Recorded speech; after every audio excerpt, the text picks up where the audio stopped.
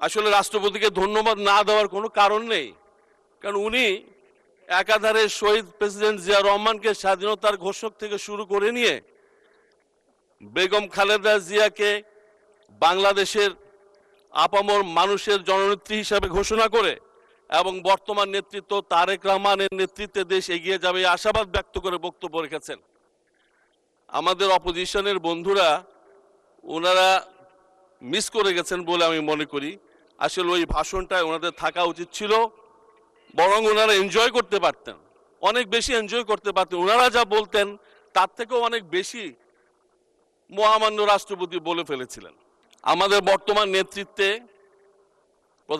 মাননীয় প্রধানমন্ত্রীর নেতৃত্বে যা দেখতে পাচ্ছি, স্বাস্থ্য, শিক্ষা, খেলাধুলা এবং ম্যান পাওয়ার, এই তিনটা এরিয়াতে উনি অত্যন্ত বিচক্ষণতার সাথে পরিকল্পনা মাফিক এগিয়ে চলেছেন বলে আমরা দেখতে পাচ্ছি। স্বাস্থ্যক্ষেত্রে ওনার যে হোমওয়ার্ক, বিগত দিনের হোমওয়ার্ক উনি ইমপ্লিমেন্টেশন করতে চাচ্ছেন, ওয়ার্ড লেভেলে হেলথ সার্ভিস থেকে শুরু করে নিয়ে হেলথ সার্ভিসকে পাবলিক প্রাইভেট পার্টনারশিপে দিয়ে এবং একই সাথে উনি হেলথ এডুকেশনকে কোয়ালিটির মধ্যে নিয়ে এসে যেভাবে এগিয়ে যাচ্ছেন, অবশ্যই ইনশাল্লাহ বাংলাদেশের একটা ব্যাপক পরিবর্তন স্বাস্থ্যক্ষেত্রে আমরা ইনশাল্লাহ ভবিষ্যতে দেখতে পাব।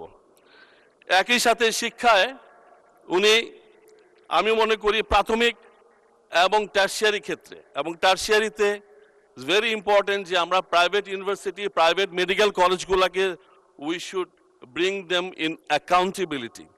যেভাবে প্রাইভেট মেডিকেল কলেজ পড়াশোনা করাচ্ছে, যেভাবে ডাক্তার তৈরি হচ্ছে, আমরা ভবিষ্যতে কাদের কাছে চিকিৎসা নিব এটা নিয়ে কিন্তু আমার যথেষ্ট সন্দেহ আছে মাননীয় স্পিকার। তো সুতরাং এইগুলা সহ উনি যেভাবে এগিয়ে যাচ্ছেন, স্পোর্টসে উনি শক্তভাবে কাজ করতেছেন মাননীয় মন্ত্রীর সাথে, এবং একইভাবে ম্যান পাওয়ারে উনি চাচ্ছেন ডাইভার্সিফাই করার জন্য ম্যান পাওয়ারের ডেস্টিনেশন।